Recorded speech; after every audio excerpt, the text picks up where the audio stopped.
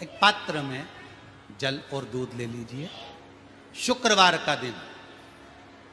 तो कहोगे गुरुजी ये कथा कहाँ से निकाल के लाए हो? तो विष्णु पुराण में से आप उसको स्मरण कर सकते। काय में से? विष्णु पुराण में से। एक पात्र में देसी गाय का दूध, जल उसमें रखकर, और आपके अगर लड्डू गोपाल हो, यदि आपके घर में ठाकुर जी हो, लड्डू गोपाल हो, विष्णु जी का कोई स्वरूप हो, श्री हरि का कोई स्वरूप हो, तो उस पर शुक्रवार के दिन आप संध्या के समय पर दुर्वा डालकर, उस दुर्वा से अगर लक्ष्मी जी के नामों का 108 बार उच्चारण कर कर, घी का दिया लगाकर, कैसर के चावल साथ में रखकर केवल उस जल का और दूध का मात्र छींटा देते हो, तो उसके घर में कभी लक्ष्मी की कमी नहीं आ सकती, संपदा बढ़ती चली जाती है। 108 बार लक्ष्मी के नाम का मात्र उच्चारण कर लेने पर, भगवान विष्णु के चरणारविंद पर, भगवान विष्णु के चरणों पर केवल उस दुर्वा का, जल का, दूध का सिंचन कर देने से भी लक्ष्मी की वृद्धि होती है। लक्ष्मी दुर्वा बढ़ती है। और दुर्वा का एक बहुत सुंदर गुण है महाराज, बहुत सुंदर गुण है दुर्वा का। जहां पर उसके भीतर गांठ आती है ना, वहां से 2 रास्ते बना देती है। बोलो बनाती कि नहीं बनाती? कभी दुर्वा देखी होगी आपने? जहां गांठ आई वहां 2 रास्ते बनाएगी, फिर गांठ आई फिर 2 रास्ते बनाएगी, फिर गांठ आई फिर 2 रास्ते बनाएगी।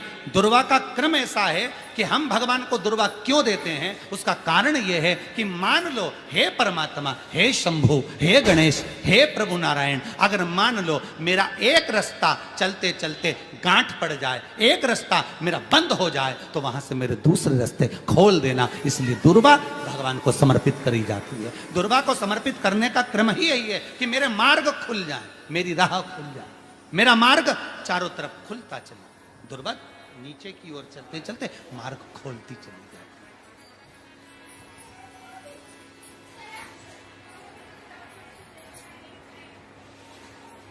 अमृत है ये, इसलिए नष्ट नहीं होती। तोड़ के रख लेना, प्रैक्टिकल करके जरूर देखना, सियोर वाला महाराज कहीं झूठ तो नहीं बोल रही है। तोड़ कर रखो दुर्वा को, बोरी में भर कर रखो। 4 साल, 6 महीने, 8 महीने बाद सूख जाए, बेकार हो जाए, उसके बाद भी उसको खेत में, बगीचे में कहीं ले जाकर पटक देना, 8-15 दिन पानी देना। देखो फिर वापस वही हरि की हरि होना, वही कहीं ना कहीं से स्फुटित होते, फिर आगे बढ़ना चालू कर देगी। उसका तत्व है अमृत, वो अमर है, मरती नहीं, फिर चल।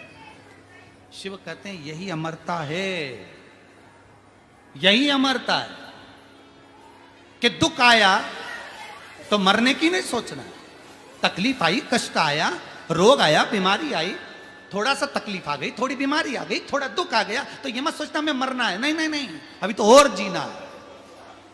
तो किस लिए जीना है? कोई कहेगा इसको कहीं आसक्तियां होंगी, घर की, परिवार की, कुटुंब की, कबीले की, इसलिए जीना चाहती है, इसलिए जीना चाहता। नहीं, आसक्ति एक रखना कि मैं जीना इसलिए चाहता हूं, मैं और जीना चाहती हूं, इसलिए चाहती हूं कि अब मैं भगवान का भजन करना चाहती हूं। अभी तक मैंने परिवार, कुटुंब, कबीले, संसार के लिए करा, अब जितनी जिंदगी दी उस मालिक ने, अब मैं उसका भजन करूं। दुर्वा भगवान विष्णु को चढ़े, दुर्वा गणेश जी को चढ़े, दुर्वा शिव जी को चढ़े, दुर्वा ब्रह्मा को चढ़े, दुर्वा इंद्र को चढ़े, दुर्वा पितरों को चढ़े। कितना सुंदर कहा है। जिसके घर में पितृदोष प्रबल होता है, बहुत प्रबल पितृदोष है, तो उसके घर के जहां पानी का मटका रखा था, पितृदोष मालूम है ना? पितृदोष का लक्षण क्या होता है? 1 रुपए कमाओ, 1.25 रुपए खर्च हो, समझ लेना पितृदोष है। रात्रि को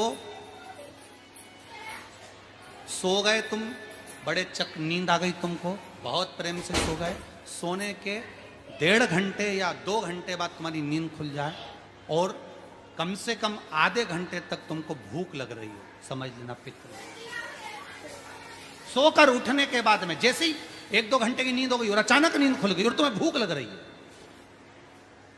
भूख लग रही है, प्यास लग रही है बहुत तेज, अभी सोए हो, 1.5 घंटा ही हुआ, 2 घंटे ही, भूख लगने लगी, बहुत तेज भूख लग रही है, समझ लेना पितृदोष। पितृ भूखे, भोजन की याचना कर, भोजन की सोने के बाद तत्काल नींद खुले 2 घंटे के बाद भूख लगे, उसका भी एक समय बताया है महाराज ब्रह्मवर्ता पुराण के अंतर्गत कि रात्रि को सोने के बाद में 1 घंटे की नींद हो जाए और उसके बाद में 2 घंटे के अंदर वापिस नींद खुल जाए और भूख लगने लगे तो समझ लो पितृ भूखे हैं, भोजन मांग रहे, अन्न मांग रहे, पितृदोष है।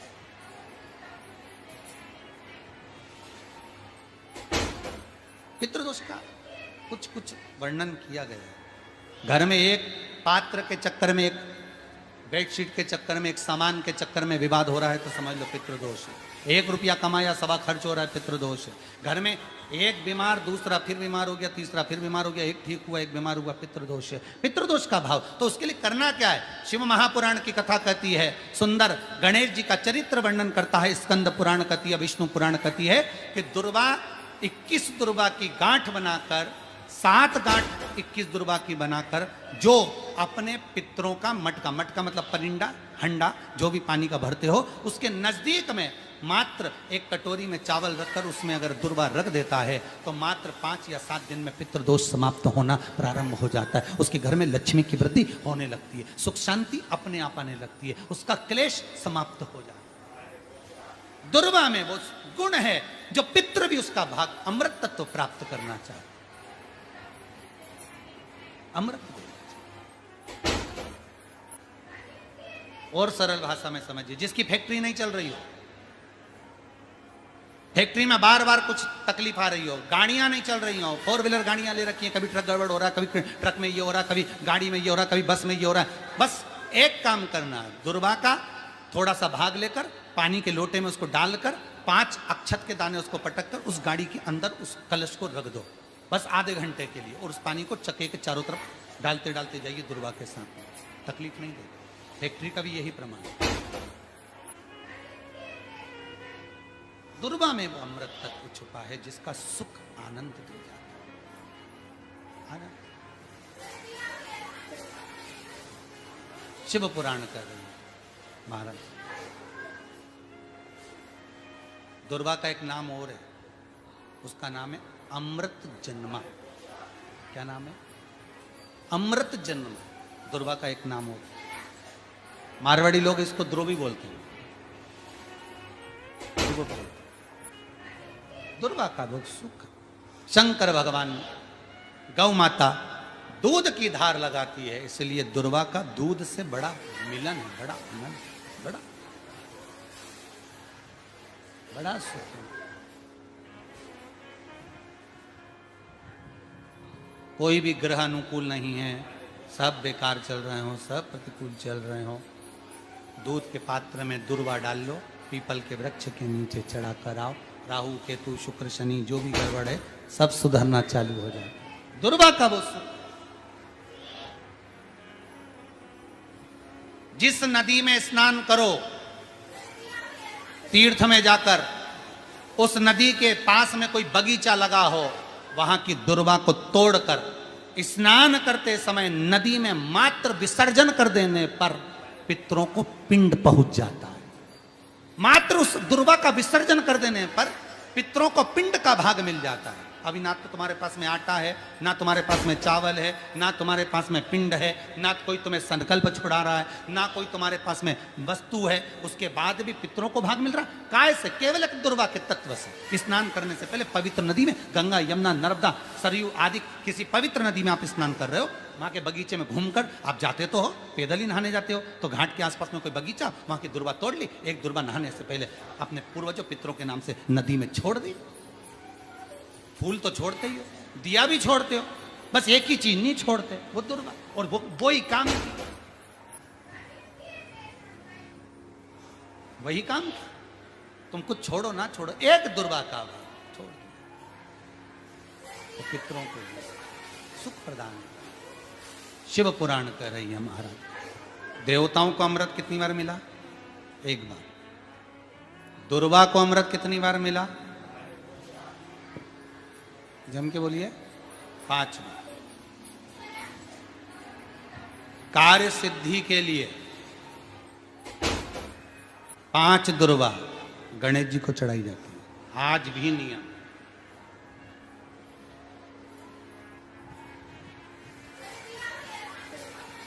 कभी आपको मौका मिला हो और आपने रावण संहिता पढ़ी हो। कौन सी संहिता? रावण संहिता।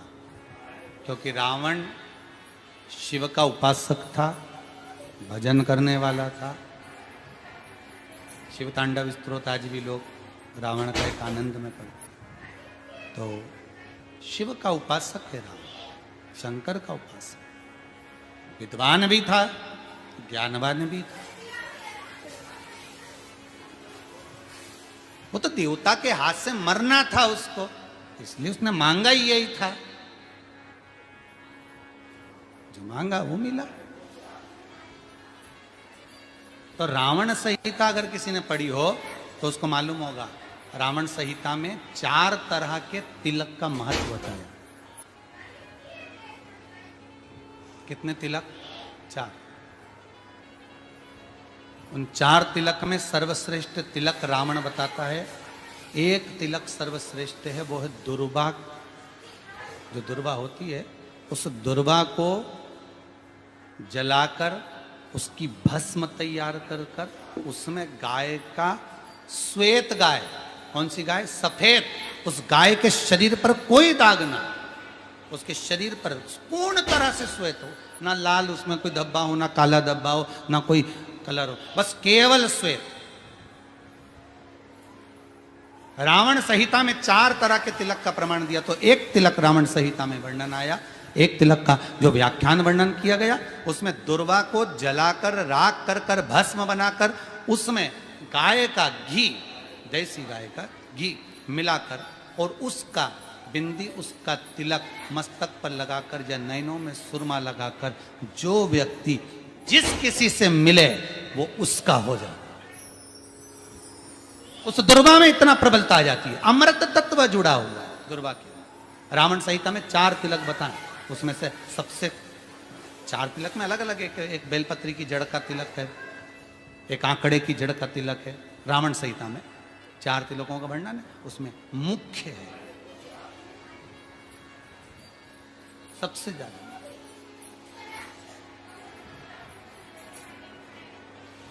हम तो कहेंगे, अगर मान लो वैसे तो नौकरी करने जाओ, सर्विस करने जाओ तो आंख में काजल लगा कर जा नहीं सकते, नहीं तो लोग ही कह देंगे कहाँ से आया है।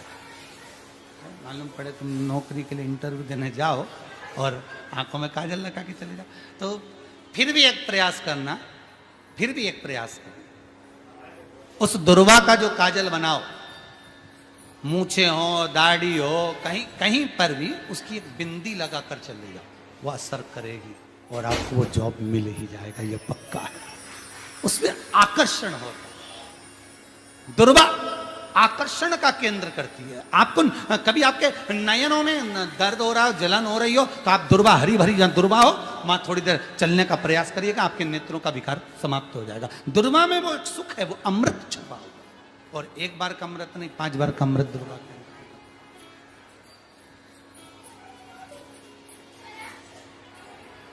कौन से देवता हैं जिनके ऊपर दुर्वा का जल दूध में मिला हुआ छीटा जाए? श्वेत गाय के। देखो दूध का प्रमाण बार बार दुर्वा के साथ आया, उसका कारण क्या है? क्या कारण हो सकता है उसका? उसका एक कारण है, समुद्र मंथन के समय पर सबसे पहले कुछ निकला था, तो समुद्र मंथन में सबसे पहले निकली थी गौ माता निकली थी। क्या निकली थी? गाय। सबसे पहले निकली थी गाय। और कितनी गाय निकली थी? 5। पहली नंदा, दूसरी सुभद्रा, तीसरी सुरभि, चौथी सुशीला, 5वीं बहुला। ये 5 गाय समुद्र मंथन में निकली। अब समुद्र मंथन में जब गौ माता निकली तो सारे 33 कोटि देवता मंथन में जो लगे हुए थे, उन मंथन को करते करते देवता थक चुके थे। सारे देवता थक चुके थे। बहुला सुरभि और सुशीला से बोली, सुभद्रा से बोली, नंदा से बोली, अपना काम है, एक काम करो, अपन आप रूप दूध की धार बहाना प्रारंभ करो। अपने आप दूध की धार हम मृत्युलोक में हम भेजें इन देवताओं के लिए, तो देवताओं को अमृत तत्व मिलेगा, आनंद होगा। और गौ माता ने ऊपर खड़े होकर जो दूध बहाना प्रारंभ करा, वो देवताओं के मुख में आधा तो गया और आधा दूध समुद्र पर जब गिरा, और जो मंथन चल रहा था उस मंथन के चलते, कभी दूध का दही का मंथन करना तो क्या निकल कर आएगा, मक्खन आ जाएगा। वो मक्खन तेड़ता हुआ समुद्र की लहर से दुर्वा पर जा पड़ा। इसलिए आज भी दुर्वा के साथ में गौ माता के दूध का बड़ा प्रमाण है, वो भी देसी गाय, जर्सी नहीं, विदेशी नहीं, देसी गाय। और देसी गाय का दूध का बड़ा बड़ा प्रमाण है सर। हम कई बार कथाओं में कहते हैं, जैसा खाया अन्न, बोलते जाओ, वैसा हो गया मन, जैसा पिया पानी वैसी हो गई वाणी, और जैसा पिया दूध वैसी बन गई बुद्ध। बुद्धि कैसे बनी है? दूध से बनी। डब्बे का दूध पियोगे तो डब्बे हो जाओगे, थैली का दूध पियोगे तो थैली, बोतल का दूध पियोगे तो बोतल। दूध का बड़ा असर।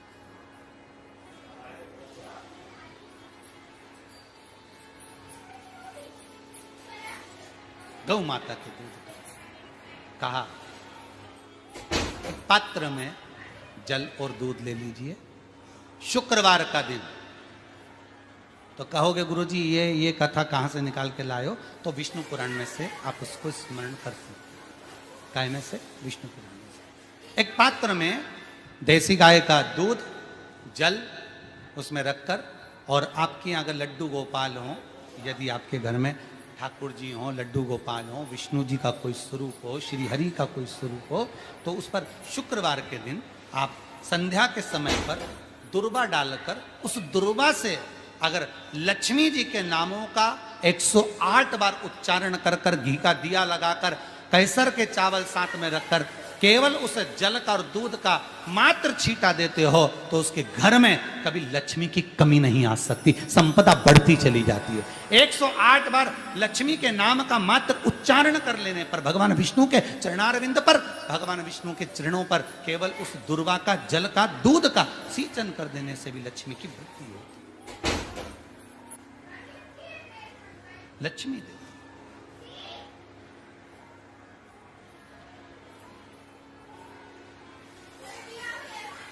दुर्वा बढ़ती है। और दुर्वा का एक बहुत सुंदर गुण है महाराज, बहुत सुंदर गुण है दुर्वा का। जहां पर उसके भीतर गांठ आती है ना, वहां से 2 रास्ते बना देती है। बोलो बनाती कि नहीं बनाती? कभी दुर्वा देखी होगी आपने, जहां गांठ आई वहां 2 रास्ते बनाएगी, फिर गांठ आई फिर 2 रास्ते बनाएगी, फिर गांठ आई फिर 2 रास्ते बनाएगी। दुर्वा का क्रम ऐसा है कि हम भगवान को दुर्वा क्यों देते हैं, उसका कारण यह है कि मान लो, हे परमात्मा, हे शंभु, हे गणेश, हे प्रभु नारायण, अगर मान लो मेरा एक रास्ता चलते चलते गांठ पड़ जाए, एक रास्ता मेरा बंद हो जाए, तो वहां से मेरे दूसरे रास्ते खोल देना। इसलिए दुर्वा भगवान को समर्पित करी जाती है। दुर्वा को समर्पित करने का क्रम ही यही है कि मेरे मार्ग खुल जाए, मेरी राह खुल जाए, मेरा मार्ग चारों तरफ खुलता चले। दुर्वा नीचे की ओर चलते चलते मार्ग खोलती चली जाए।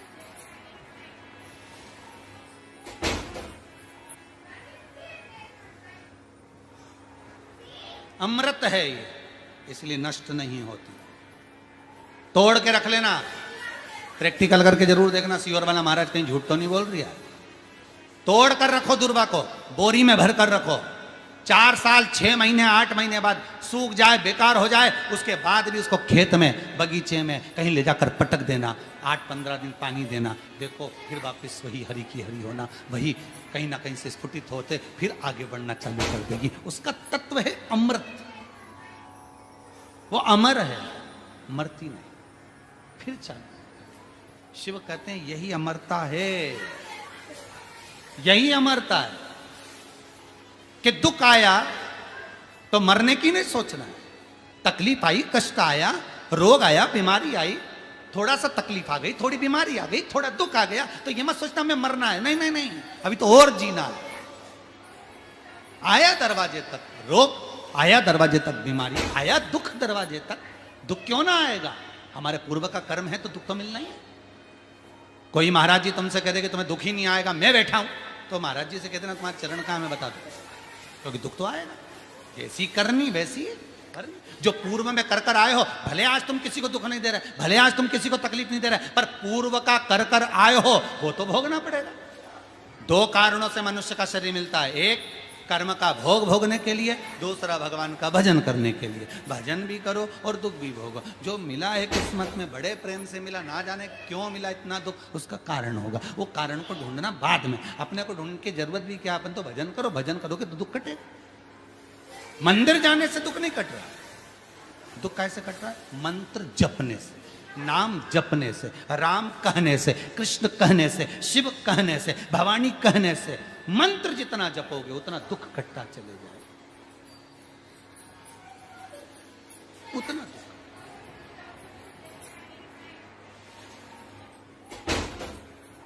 भोला सब दुख काटो,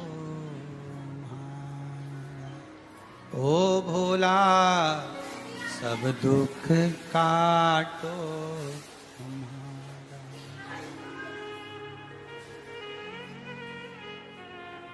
शिव शंकर जपूं तेरी माला, भोला